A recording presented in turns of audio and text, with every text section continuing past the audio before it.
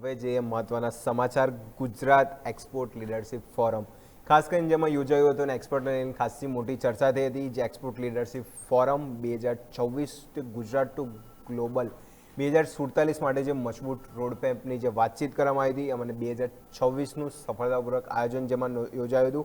એમાં trade promotion અને જે કાઉન્સિલ ઓફ ઇન્ડિયા દ્વારા જે આયોજિત જોઈશું જે વિકસિત ભારત 2047ના વિઝન યોગદાનનો વેગ આપવા માટેની વ્યૂહરચનાની ચર્ચા અને ખાસ કરીને ઇમ્પોર્ટ એક્સપોર્ટ બિઝનેસ અને ફાઇનાન્સિંગ લોજિસ્ટિકના વેપારના સુવિધાઓને પણ ખાસ કરીને જોઈશું ઇનોવેશન વેપાર ખાસ કરીને કરવામાં આવ્યો હતો.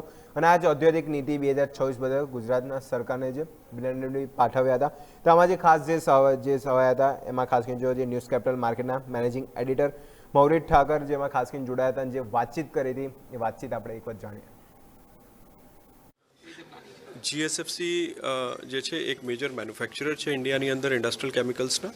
દાખલા તરીકે મેલેમાઇન હોય, HX ક્રિસ્ટલ્સ હોય, MEK ઓક્ઝાઇમ છે, કેપ્રોલેક્ટમ છે, નાયલોન 6 છે. એનું મેજર પ્રોડ્યુસર જે છે એ GSFC છે.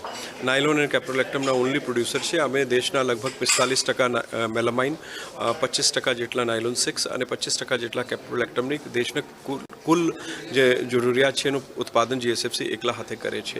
એ સાથે ઓમિક એક્ઝાઇમ અને HX ક્રિસ્ટલ જેવા ઇન્ડસ્ટ્રીયલ પ્રોડક્ટ્સનું અમે ખૂબ મોટા પ્રમાણમાં નિકાસ પણ કરીએ છીએ. GSFCના જે નિકાસ છે દુનિયાના લગભગ 25થી 30 દેશોમાં થાય છે. એમાં મુખ્યત્વે European countries, north American countries અને ન્યૂઝીલેન્ડ અને ઈસ્ટ એશિયન કન્ટ્રીઝને અમારો નિકાસ કરવામાં આવે છે.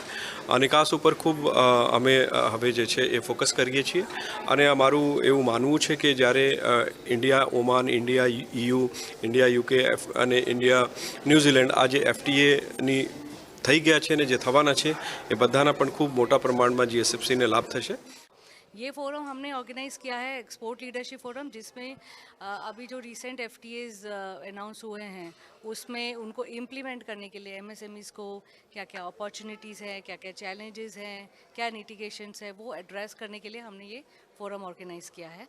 इसमें हमारे फोरम में डिप्लोमेट्स ने पार्टिसिपेट किया है, मैन्युफैक्चरर्स ने, एक्सपोर्ट हाउसेस ने पार्टिसिपेट किया है, लॉजिस्टिक्स कंपनीज़ हैं, फाइनेंस कंपनीज है, ट्रेड फाइनेंस ऑर्गेनाइजेशन है, वो उन्होंने पार्टिसिपेट किया ऑर्गेनाइजेशन में.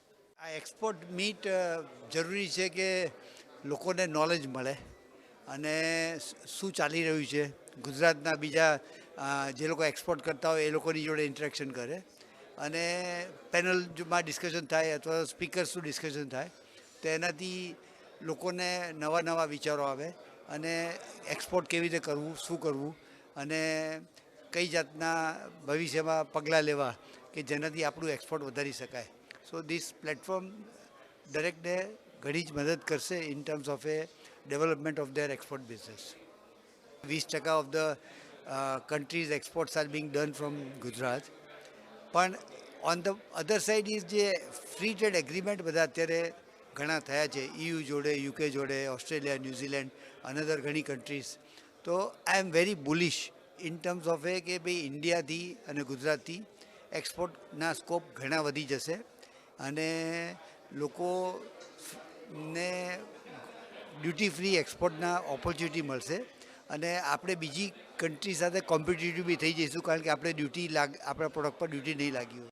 જેટલા એક્સપોર્ટર્સ છે, ઇમ્પોર્ટર્સ છે, જે લોકોને મિનિસ્ટ્રી ઓફ કોમર્સ સાથે ડીલ કરવું પડે છે, DGFT સાથે ડીલ કરવું પડે છે, કસ્ટમ સાથે, BIS, plant quarantine, animal quarantine, તો આ એક બહુ જ સરસ પ્લેટફોર્મ અહીંયા આગળ ક્રિએટ થયેલું છે અને બધાએ એનો લાભ લેવો એવું હું ઈચ્છું છું. આપણે વર્લ્ડ રેન્કિંગમાં 18th છીએ ઇન ગ્લોબલ બિઝનેસ, પણ આ ઇવેન્ટ MSMEઓની છે. એટલે મારે ખાલી MSMEઓનું એટલું ધ્યાન દોરવું છે કે આજે ઇન્ડિયામાંથી દરરોજ 33,000 શિપમેન્ટો એક્સપોર્ટના થાય છે અને જો આપણે એ 18થી 10ની અંદર આવવું હોય તો ઇન્ડિયાએ રોજના 1 લાખ શિપમેન્ટ કરવા પડે એક્સપોર્ટ પર. જ્યારે ઇન્ડિયા આ 33,000ને 1 લાખ સુધી લઈ જઈ શકશે ત્યારે જ ઇન્ડિયા ગ્લોબલ રેન્કિંગમાં કશેક નોટિસેબલ આવશે અને આ ગ્રોથ MSMEની થ્રુ જ આવવાનો છે. અત્યારે આ જે ફોરમ છે એ ગુજરાતના SMEsને એન્કરેજ કરવા માટે અને ગ્રોથ કેવી રીતે કરવો, અત્યારની ચેલેન્જિંગ સિચ્યુએશનમાં આપણે બધા જેટલા બી એમએસએમઈ ઓનર્સ છે, બિઝનેસ ઓનર્સ છે, એ લોકો કેવી રીતે ગ્રોથ કરી શકે અને આગળ જતાં જે વિકસિત ભારત 2047માં આપણે આગળ વધવું છે, તો એમએસએમઈ સાથે હશે તો જ આ પોસિબલ હશે. અને આ ફોરમમાં, આ પ્રોગ્રામમાં આજે એના માટે જ ભેગા થયા છે કે એમએસએમઈસને કેવી રીતે ગ્રોથ પ્રોસ્પેક્ટ્સ, એની ચેલેન્જિંગ સિચ્યુએશન્સને કેવી રીતે ફેસ કરી શકે અને આગળ આપણે એને ગ્લોબલી કોમ્પિટિટિવ ઇન્ડસ્ટ્રી બનાવી શકીએ.